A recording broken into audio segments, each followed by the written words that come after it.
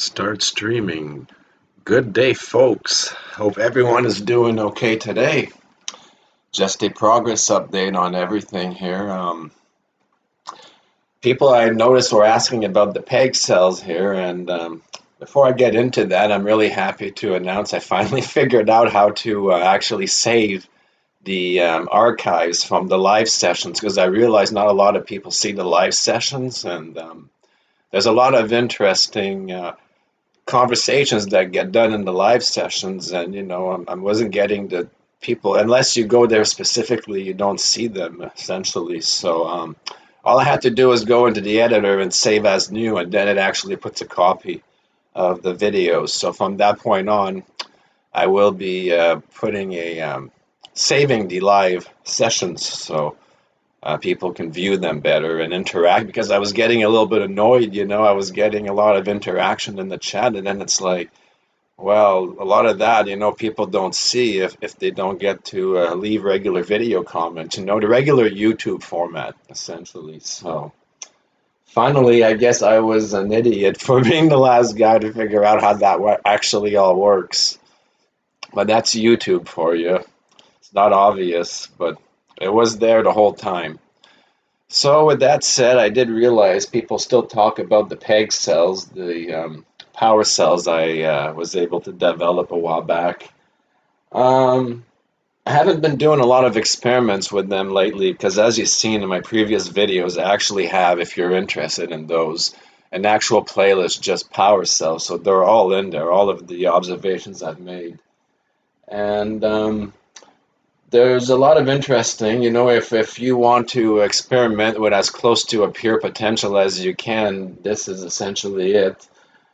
Very, very minute amount of current comes out of these things. So it's actually been a bit of a challenge to try and figure out, okay, you can get up to a volt or so per cell, but what can you do with it, right? So it's nice to say on paper we want to have a pure potential to play with, but when you actually have it and trying to actually do something with it, a bit of a different story. But of course, what most of us already know is one feature is very good at charging capacitors. It'll charge a capacitor. May not run a light or anything like that, but it'll charge a capacitor. So if you can discharge that capacitor, you actually get amps a second.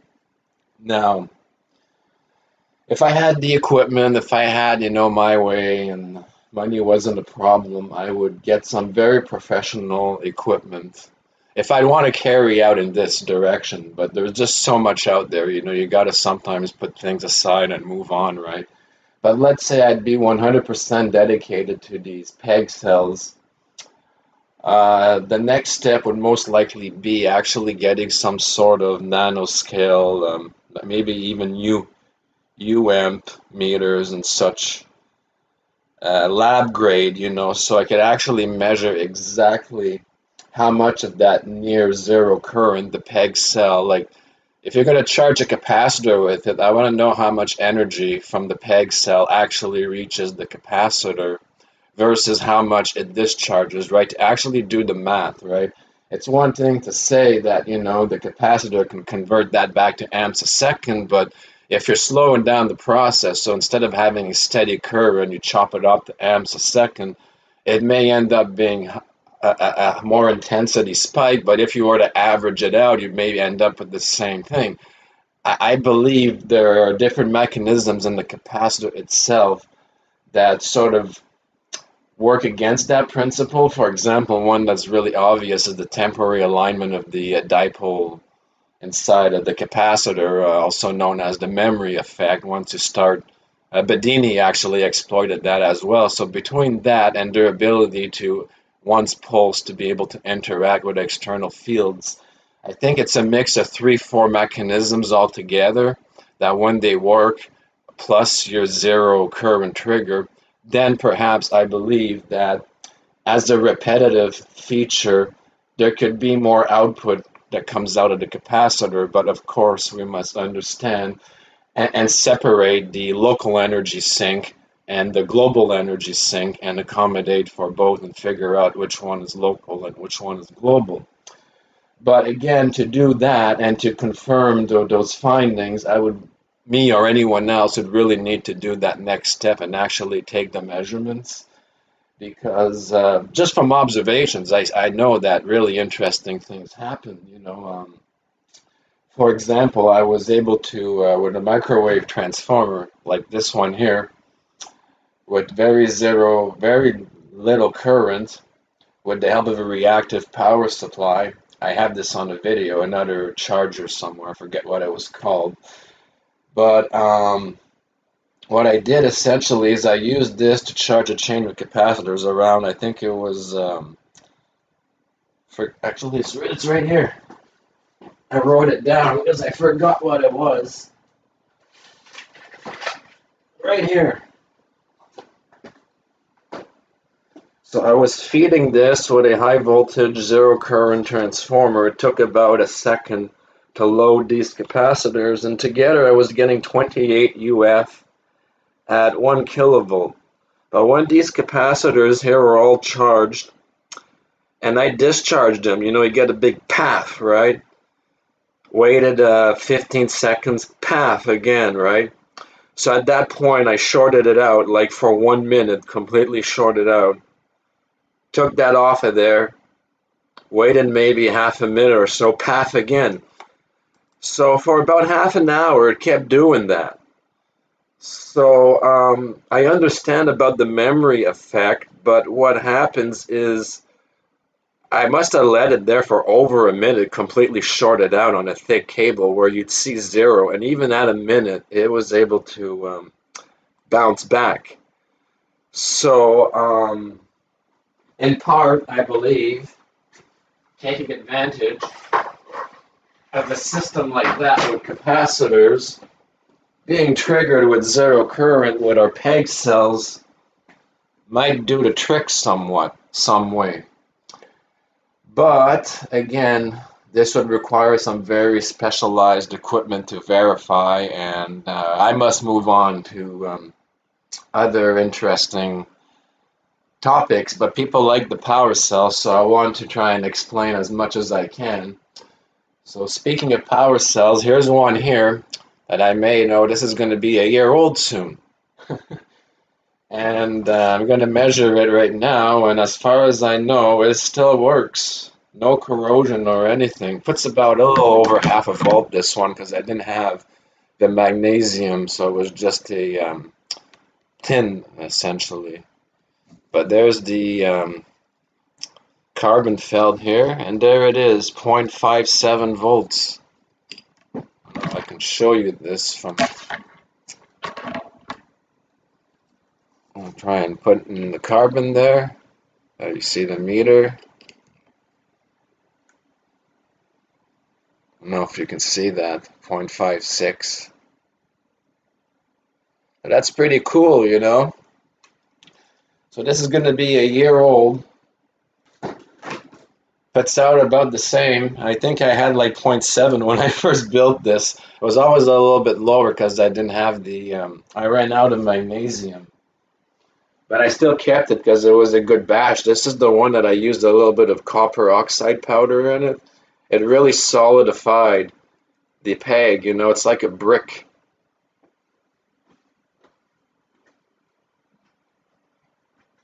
And this is something else I built here. It's not a peg cell. I just wanted to experiment with the John Hutchinson cell. This is exactly to his specification with his crystal recipe. And it works. But the issue I have with this is this material keeps expanding, and eventually the pipe is going to split, right? But as far as I know, if I do a reading on it, there it is, 0.5. Still puts out. So it was just a pipe with the, when I had it all mixed together, it was still hot. I was able to pour it in there and let it. The recipe I don't have off my mind there, but it's easy. Just look up the John Hutchinson power cell, and many others have replicated it as well and have all those details. I just don't want to start saying stuff off my mind here. But yeah, it's the Hutchinson cell. It works, but I didn't like the idea that, the crystal isn't very stable, right? The peg, as you can see, doesn't do anything after it's dried out, which makes it, I think, more stable. And there's unique properties of the peg as well. So I never tested, in details if the polarity would invert with the Hutchinson cell as well. Um, Maybe I'd do more experiments with this one day, but just putting it out there, since people like power cells a lot.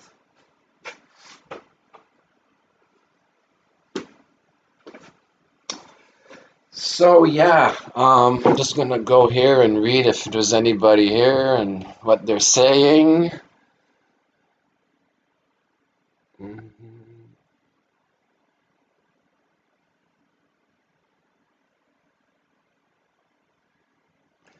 Yeah, basically half of all no amps. Well, of course, there's a minute amount. It's electrostatic, so you're dealing probably with like less than a quarter of a U amp or something like that. But it's a very minute amount. Um, I think I measured on my meter a milliamp or so. Um, but it's not consistent, It's like when you first it has to regauge itself. So that's why they work better when you pulse them. And I had a cell stack actually. It's on one of the videos. Can't find it right now because I cleaned everything up.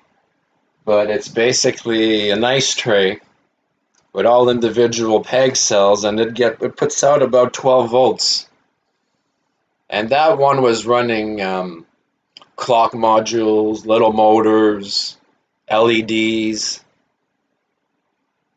without a joule thief circuit, to help it. So it was just it was raw right off the peg cell. But I think my conclusion is it's not a thing to use natively to try and even get a few milliamps. It's best used for those other features that I demonstrated, like the polarity inversion.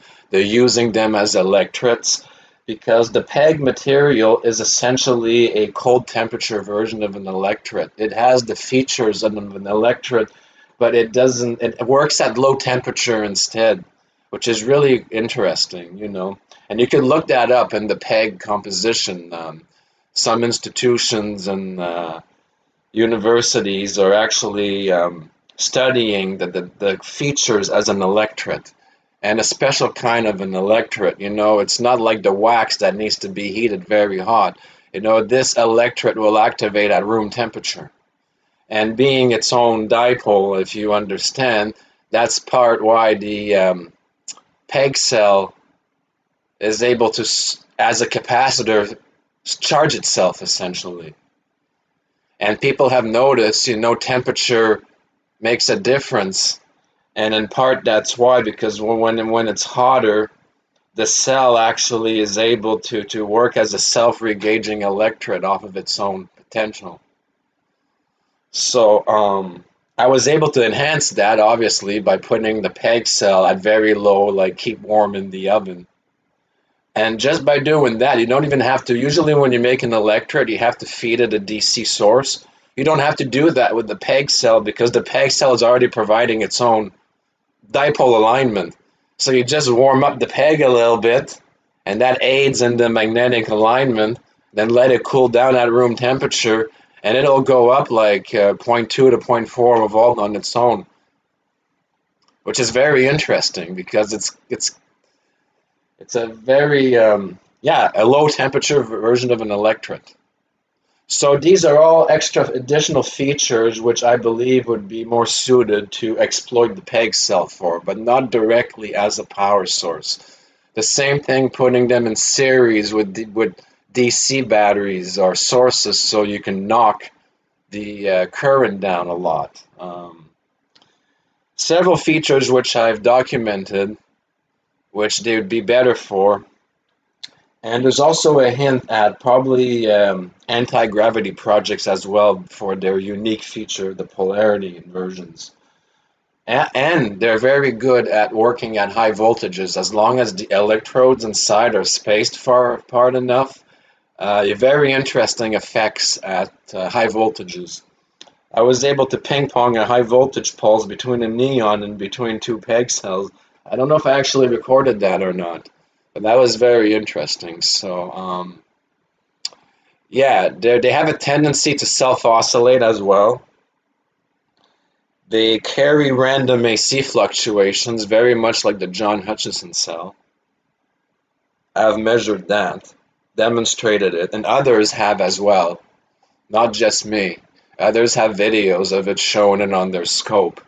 So I like it when others verify what I think are key points anyways, you know? So, yeah.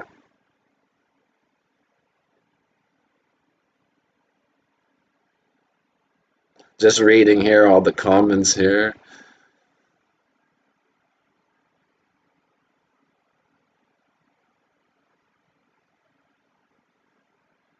The lab is looking good. Thank you. Yeah, I'm unfortunately I'm already in the mess here because I'm experimenting with microwaves. Um, I'm trying to get a cold reaction out of the magnetron essentially. And I've got my spectrum analyzer in there. And it's not doing anything, but you know, here's the frequency range on my screen of the 2.4 gigahertz band. I've got a 20 megahertz bandwidth span that I can see at one time, then I gotta go up and down the band. So if anything at all pops up in there while I'm experimenting is a good sign of what it is I'm looking for.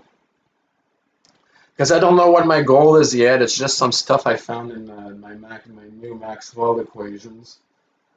Um, I'm not even sure what I'd do if I'd find microwaves out of a cold reaction. I guess I'll save that for step two, right? But far, far away in my mind, I have an idea of using the ambient somehow, like we do with Bedini's, to trigger a microwave reaction, which could, in a resonant cavity, potentially amplify with resonance and use it as microwave energy, you know? Sometimes we do the wrong thing by trying to convert energy into some other form of energy at the cost of a great loss. Maybe we should try and utilize sources of energy that are easier to create and manipulate and just use it for that. So microwaves, communications, heating, obviously, um, cooking, and there's also thermal pads. But anyways, I'm not there yet, but I just have this crazy idea, like I say, it's far away, but I believe that maybe, because this works a lot like vacuum tubes, and vacuum tubes do very interesting things when you feed them with zero current, high voltage electrostatic, right? So perhaps, and the thing is, it's highly nonlinear with the microwave magnetron. So there might actually be new frequency ranges. It might not actually be on 2.4 gigahertz, right? It might actually, one of the many resonant, it could be even lower frequency ranges, you see. So there's a lot of experiments to be done here, and something else I found, nice little fan from the microwave. And I like the design because it's clean. And I don't know, not that this would do anything, but it seems like it's really easy to rewind this coil here and turn it into a Bedini. I don't know why I'd want to do that, but it almost feels wrong to leave it like this because it's so inefficient, right? Uh, but yeah. Yeah, 2.4 gigs. The thing is, the microwave actually is actually right in the middle of the ISM band, which is the same thing as our the Wi-Fi, the 2.4 gig Wi-Fi. Not so much anymore because we're moving on to 5 gigs, but when Wi-Fi first started like 10 years ago, that was a common thing. Every time you turned on your microwave, your Wi-Fi devices would go clunk. It was so annoying. I remember it, trying to stream with a tablet, whatever. Someone turns the microwave on, dead. So that's because the microwave is actually on the ISM band and it falls right in the middle of the Wi-Fi. So it doesn't take very much to knock off Wi-Fi, especially when the bandwidth of the microwave hogs like half of the Wi-Fi band in one shot. So, but not so much of a problem anymore, right? Because we moved the Wi-Fi over, totally different band now. But it was such a nuance with the 2.4 gig stuff. So annoying, especially if you just had like a little bachelor apartment. So you don't have much space, right? You're like, wherever you are, you're like 25 feet away from the microwave. All your devices that were wireless would just go out.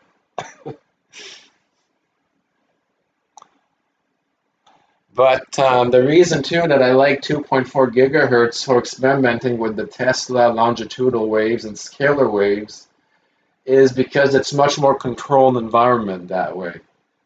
And you don't have all of the negative effects of spurious all over the HF and traditional radio spectrum. So a lot cleaner, much denser as well, much denser energy. And yeah, I mean, it just seems to make sense to try and experiment with this right now, doing what Tesla was doing, but in a more appropriate frequency range that he didn't have access to at the time. You see, it's trying to do everything Tesla did and what we're doing with Don Smith. Don Smith, I'm sure you know the name. Let's apply it with microwaves instead. Just easier, you need a filter. There's already a filter because 2.4 gigahertz is an ISM band. All the Wi-Fi stuff. I need a sensor. I'm using an old Wi-Fi antenna from a router. It's all tuned. You need a resonant cavity. They show you how to build CAN antennas for 2.4 gigahertz. There's a million programs you can run on your phone that calculate it all for you. So by doing it this way, it's a lot more, how should I say this, industrial standard. So you less chance that you might have the right idea, but because you build the resonant chamber wrong, you got the wrong result, so you think it doesn't work and move on to something else. While here, what I'm getting at is why reinvent the wheel when we don't have to do that? When there's already one that's already built for you at specification. So it's just a lot, for someone like me, it just seems a lot easier to experiment with this than trying to build big, huge resonant Tesla coils on the shortwave bands, because the lower frequency, the bigger the stuff gets, right? So, and the more the magnetic field couplings are further apart. So the faster in frequency, the tighter the magnetic couplings become. If you're dealing with electromagnetic, like transformers kind of setups, So a lot of advantage, but again, it depends what you want to do, right? I mean, microwave is not for everything. It's not for everyone. There's still a lot of stuff to learn about the Bedini process, which I still want to do here. I've got a PCB ready, basically. I just need to get it printed. And I want to, if it works well, actually, I'm going to have to print like 5, 6 of them because they won't make the order and actually sell those, where users can test their own coils. But that was sort of put on hold there for a while as I was getting all of this stuff ready. And money, of course, And I want to make sure that's right. So I've been upsizing everything, higher rated parts, but that brings up the cost, right? Because you never know what kind of an event you can get in the inductive kickback. It could be quite powerful, especially if you're coupling in with something global that you may not be 100% aware of. That's the whole point. It's an experimental circuit. So if I'm going to push these out for people to experiment with, I want to make sure it could withstand the first significant event that you may get to deal with, right? So getting there, though, that's the nice thing. You can save your work, and when it's ready. The hard part I find is associating everything to their parts database, because drawing the schematic is one thing, simulating it is another. Then you got to do the parts database, the bond thing they call them. And if you're with DigiKey, whatever, then you have to use their stock. And then they usually don't have what it is they're looking for. So, and there's like millions of part numbers. And most of it is all labeled in part numbers, so it's not as easy as writing, 12-volt Zener diode. You need the real part numbers, and half the time they don't have them. So that's what's been taking a lot of my time when I try and build these, is trying to associate the parts that they have. That's not like a rip-off part that they're going to charge me $90 for, right? Because it's a substitute of something that, anyways. But it's in the works. It's in the works. So I'd like to experiment with that, the dual MOSFET switching, so the system could self-recycle its own energy. It just seems to make sense doing it that way.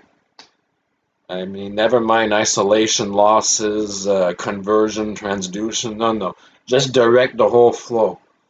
It's the equivalent of pushing the ball going downhill, essentially. So let's do that, right? And then if that works, move on to multiple coil systems. But one thing at a time, folks, right? One person can only do so much. And I'm trying to keep everyone up to date, and I'm trying to do this live format here more because it seems to work. So with that said, folks, I'm gonna, I guess, wrap it up for now. Just my update as I can. And I will see you all later as soon as there's new information to share, and I'm always around to interact. And again, thank you all for watching and your interaction and your support and sharing the links and your interactions and everything else. I've got the form as well, typewrite.social, typewrite.social. It's my Maxwell wiki, which leads to the forum. We can interact on there anytime. So with that said, folks, again, have yourselves all a wonderful day, and thank you all.